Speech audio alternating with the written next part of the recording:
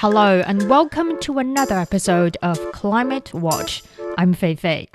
This is the second part of my conversation with Mary Evelyn Tucker and John Graham. Both are senior lecturers and research scholars at Yale University with appointments at the School of the Environment, the Divinity School, and the Department of Religious Studies.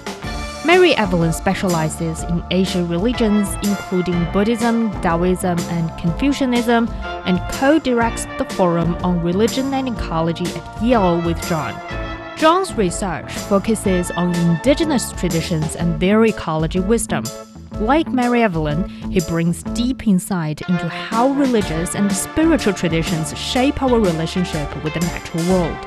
Motivated by their deep concern for the planet's future, they've spent decades teaching, writing, and building bridges between ecology and ethics.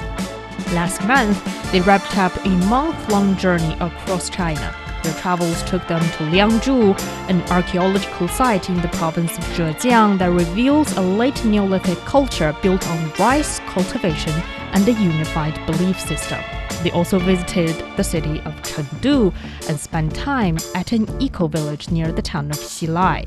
They enjoyed locally grown tea and mandarin oranges and were inspired by a vibrant, intergenerational community working together toward sustainable living. You can hear more about their trips in the previous episode. In this part of our conversation, we explored further the evolving relationship between humans and nature and how ancient wisdom traditions like Confucianism can offer fresh insight into today's climate challenges.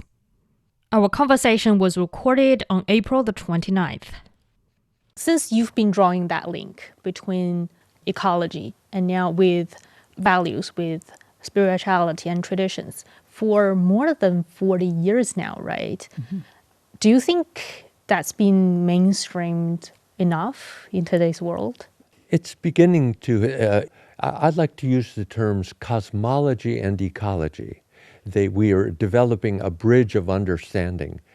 It's having traction, it's beginning to emerge. For example, with regard to the Living Earth Community website, we're trying to gather scientific statements about communication in the world, the way root systems of plants and myceli or fungi interact. And we now know, or at least we speculate, that from the very beginning, when cellular activity came onto the land and shaped plants, from the very beginning, plant root systems and fungi have interacted.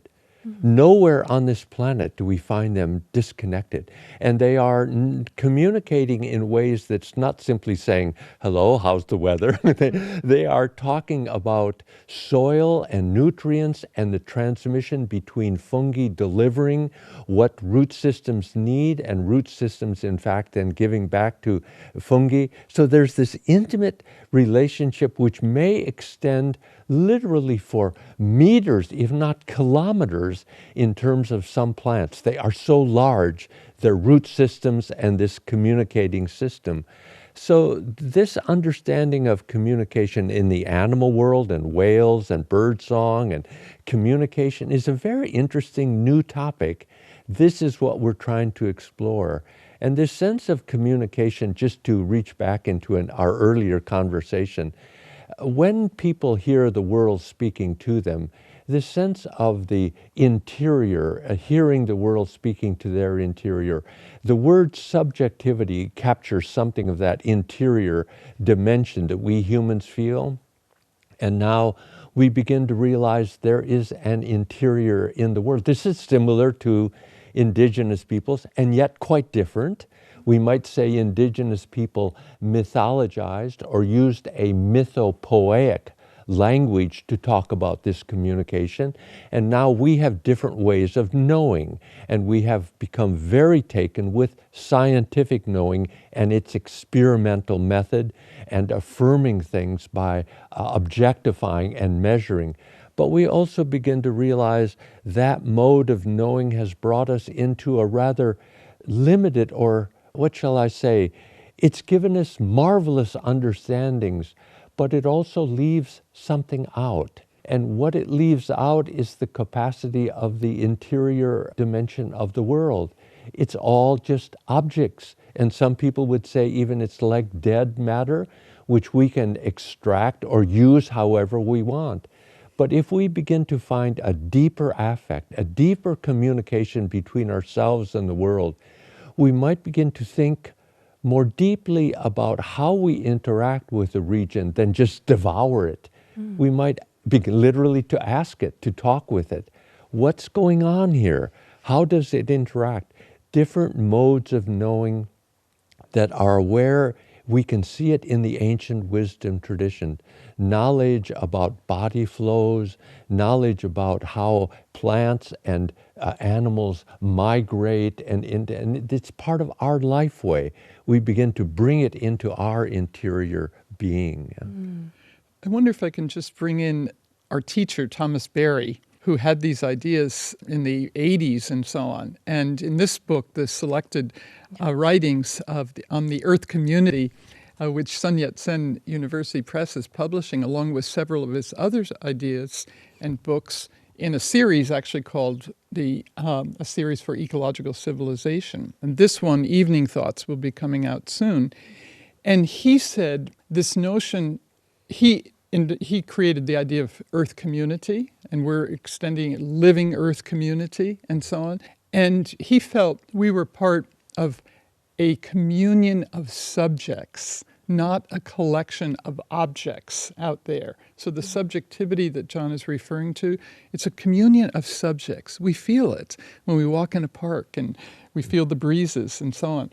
So this notion of living Earth community, we just went to a conference at NYU, 250 people. When we go back, we're going to one at Harvard, completely sold out. Next Generation is so excited about it because the scientists last year at NYU who had a big conference on this said, if these are alive, conscious beings, we must protect them.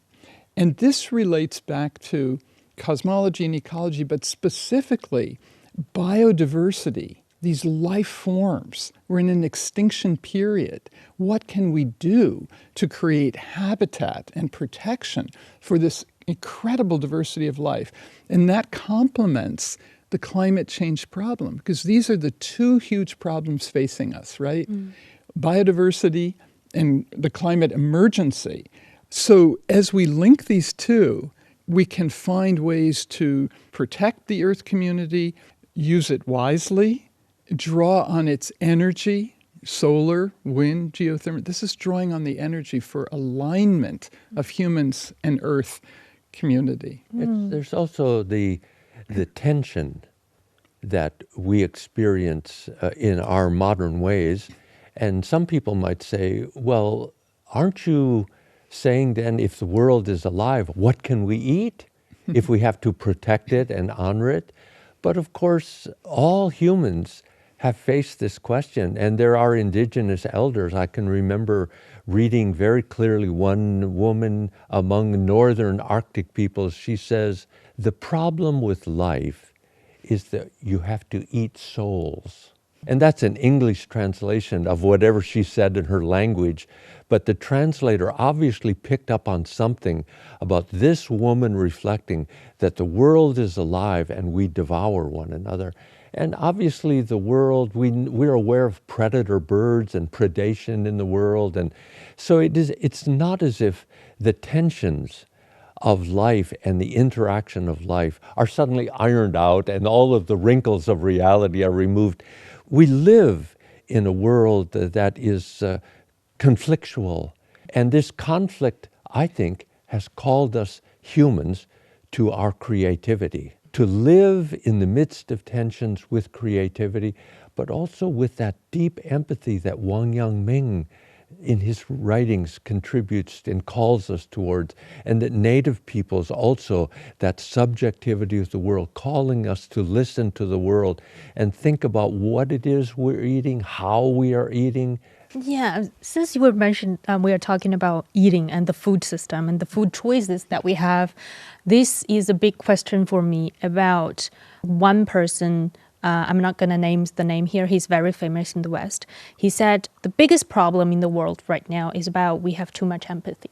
We want to empathize with too many things and to care too much about things around us. And that's our problem. And I think what he's trying to refer to is that, for example, when it comes to the choice of diets that we have, I saw a lot of young people currently having this trouble of what should I eat? What shouldn't I eat? What amount should I consume? They're sort of confused. Sometimes some of them are going all raw materials. Some of them are going all meat diet, protein-based diet. And it just seems like a very messed up identity currently to me, especially in the US right now among young people, that they are having a lot of diet issues, and also some here in China as well. So I'm also wondering about your thoughts on this. Is also climate change and the current environmental crisis are contributing to this identity crisis, to this either 100% green or I'm 100% fossil fuels, dark? So I think that's a great question again. And it's very practical, right? Because we all have to choose at least 2 or 3 times a day what we're going to eat. And I've been vegetarian actually for 40 years, since going to Japan in the 30s, in the 73, 74. It's more than 40 years. But I'm not saying everyone should make that choice, but it's perfectly fine. You can be healthy that way. And China has good vegetarian food. Buddhism has good vegetarian food. I think the issue is, in a very short period of time, in that period of time, 40 years, we've created factory farming of animals, which I think is a huge problem. It's a problem for health. It's a problem of those who work in those factory farms. It's definitely a problem if we've just been saying all these creatures are sentient, conscious, have feelings. They're not just objects, and we treat them like they're objects. Then we eat them. What's the effect on us? I'd love what your mother might say. So factory farming is a huge part of the problem, right? Beef, chickens, pigs, and so on. So indigenous peoples obviously eat meat, so it's not like we have to say everyone should be vegetarian or vegan. We need a balance. And I think that balance is what we don't yet have. I would disagree with this person who says too much empathy, although it does create problems. I understand that. So it's a very interesting notion. But if we take the empathy into a moderated action, then we can get clarity. If we leave it in this uncertainty and even despair, then we have problems. And there's a lot of eating problems, disorders, and so on. But I think with the organic farms here in China, and I understand there's thousands of them, and the same in the US, we're moving in the right direction. The problem is industrial agriculture and factory farming. And that's a fairly recent thing on our planet. So we can change it. Could I read a paragraph from the Journey of the Universe book? Mary Evelyn and I were talking just before we got together, and maybe we could both comment on this paragraph. It's in the final chapter in the section called The Enveloping Power. Because we know that life is an adventure involving both chaos and order, we sometimes want desperately to control things. And whenever our fear grows too strong, we become vulnerable to simplistic promises concerning the future. But no one knows what the future holds. All of that is hidden in the darkest night. The future is being created by all of us, and it is a messy and confusing process. What is needed is courage to live in the midst of the ambiguities of this moment without drawing back into fear and a compulsion to control. I sense sometimes the question about eating and food. We have a number of experiments, to use that term, about what to eat, and people are exploring. And I think it is messy and complicated, and people should have some confidence if they feel what the path that they are following is something that's teaching them and makes them open rather than pull back in fear, and not subject to the control of outside voices which are telling them to go this way or that way, but rather They're aware of the concentric circles that Mary Evelyn spoke of earlier too in the Confucian tradition. And I think in all indigenous traditions, I would say, are community oriented. If one has a vision experience from the natural world, that young person or older person will bring a narrative. They'll tell the story of their vision experience to a healer or to an elder and to the community. And the community evaluates. And not all at once. They may watch that person to see, did it change their life? Did it make them a better person, someone whose craft or work shows the effect of that vision? The community then affirms or validates. And I think that's what this little passage is trying to say too. Rather than controlling, we have much more flexibility and ease and allow the flow of whatever is our ultimate grounding of our reality to move through us in a way that brings us into an experience of the earth community, of the larger cosmological connection to our lived experience. And I just want to say, thank you, John, that this book, as I wrote it with Brian Thomas Swim, he's a scientist of the early universe, but he's also, his ancestors are native from Canada, so he's a First Nation person. So he brings this sense of indigenous knowledge, scientific knowledge. My part is the humanities and the world's cultures and values. But this new fusion is what we need, right? It's not between the extremes of fossil fuels or being, green on the one hand and then just intense modernity.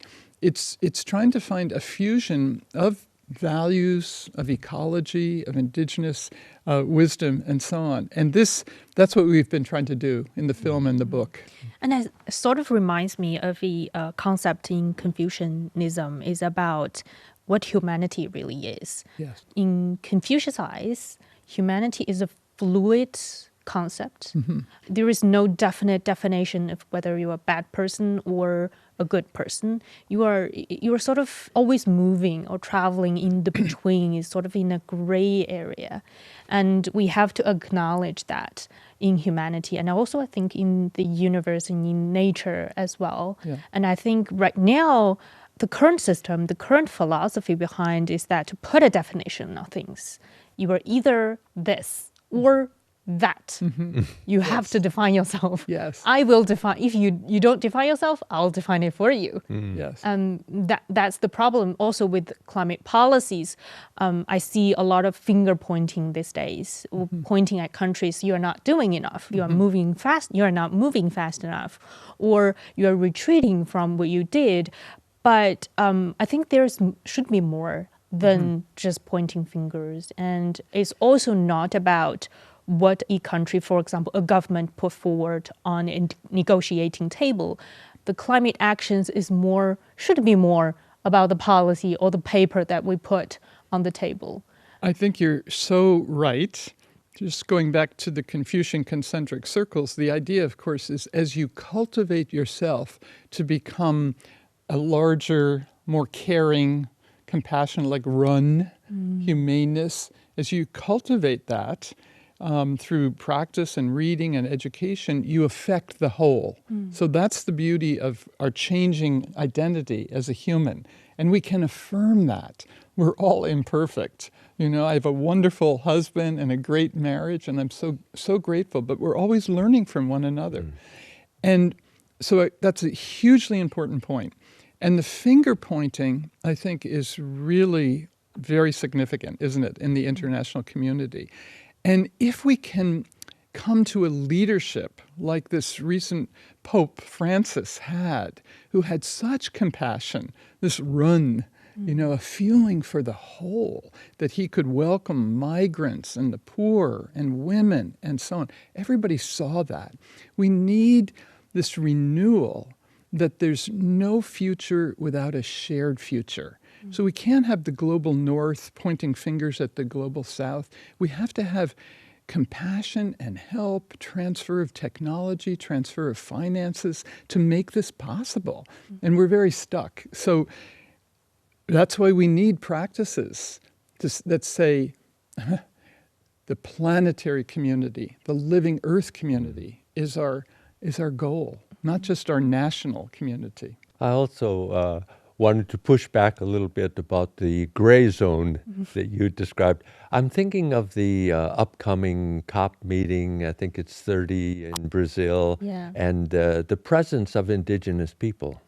And we will know immediately when we see an Indigenous elder or leader because of their color, or they will have something natural in their hair or on their body wearing. And that sense of color or excitement or beauty is an expression that we almost take for granted when we see Native peoples, that they are celebrating the world in their identity. And we know that Native people also have their search for identity, and in our particular time, I would say it expresses itself most in the concept of justice. They are trying to find a platform on the international stage to make an argument for their survival, and it's an honest argument on their part, and they're finding now resonance with the nation states. And because I, for example, come from a middle part of the North American continent where I will say to my friends, I grew up leaning against the wind. And I had a feeling for the natural world. And nearby, 25 miles away, 50 kilometers, 150, there were Native people. I didn't learn anything about Native people in my youth, in my particular state. That has changed now, and the schools that when I visit them in my home state, there are exchanges with Native people. They're small, but that has changed. The sense of the justice issues and how Native people are being recognized. But that understanding then comes into the larger community of citizens of the planet, that we live together in a shared world, and we're searching to find our identity in a planetary world rather than simply our identity in local nations or states or regions. We preserve all of them, but we aspire, I believe now, to a larger understandings of the Datong, or the great unity of our planetary being. Yeah, and I think Secretary General Gutierrez, is another example of a truly international leader who has compassion, empathy, and a beautiful language of speaking about those who are suffering, from war and devastation and upheaval of like the floods here in China. I really felt that from Beijing, but elsewhere. You feel what's happening, right? But people like Gutierrez, I think, are trying to bring us together. And this is also why I think for the Paris COP agreement, when John Kerry from the U.S. and your representative, Xie Zhenghua, thank you, when they came together, this is statesmen, right? And they said, we must have an agreement. And that's why the Paris agreement came together, because these two huge countries realize that without that cooperation, we can't make it. So, the Pope brought the values of the environment together in an encyclical letter and said, the cry of the earth, the cry of the poor. That was here. And the values affected Paris, but the cooperation between U.S. and China made an agreement possible. I'd like to really strongly affirm that. Going forward, Mary Evelyn and I are very committed to that time. It may not be right now, but it is not far away, where China's leadership in the world and the U.S. together, we will be able to work together towards these deep issues going forward. It can be carried out in different forms. Yeah. It can be carried out among people to people exchange, as we mentioned in the beginning of the episode, carried out among civic groups, among non-profit organizations, among even local governments, state governments, or even higher. But that's the hope there. I sort of want to conclude our conversation with one last question is, when we're talking about climate actions and COP meetings, there will always be an urgent call for actions. And I think the consensus right now is that we don't move fast enough. We need more actions and we need faster actions. But from your perspective, from a religious and also spiritual traditional wisdom perspective, what really can drive us into action? Apart from, data-driven researches or analysis about the biology of a certain plant, what really can drive us into actions? That's such a good question. I think there's no question that we are at the largest crisis moment in human history for all kinds of reasons, for the environment, for social upheaval, for the effects of climate change, and so on. And I think this is a deepening realization across the planet. It's a deepening sense of moving back, sometimes into despair, but hopefully not into disempowerment. We need to take the despair towards hope and action. That's what's needed most. Because if we say, I can't do anything, I'm just one person or even one small community, and that's why the eco-community in Chengdu is so inspiring. We need to say the human in this changing times and changing way, we can expand also our sense of comprehensive compassion to the whole Earth community. I think this is why people are suffering when they see people at a distance suffering.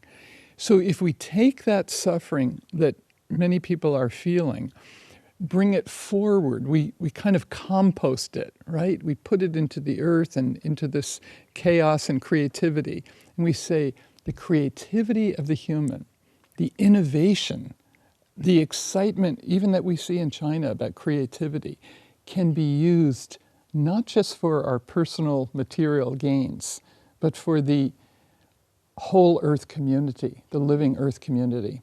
That's our hope, and I think it's on the horizon. With the young, the current young intergenerational. Definitely. And we like to say we're giving an intergenerational handshake.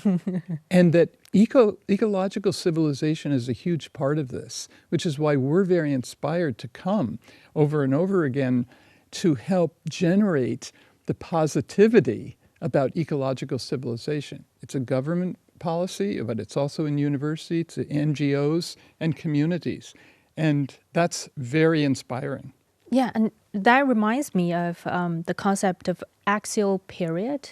The last time when we have new civilization, ancient civilizations born was after a very chaotic period of time. Yes.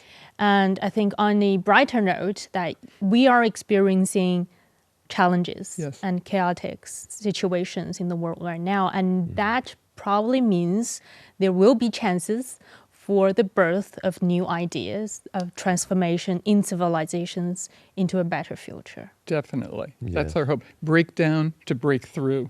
I feel like the axial period is something I want to make plural.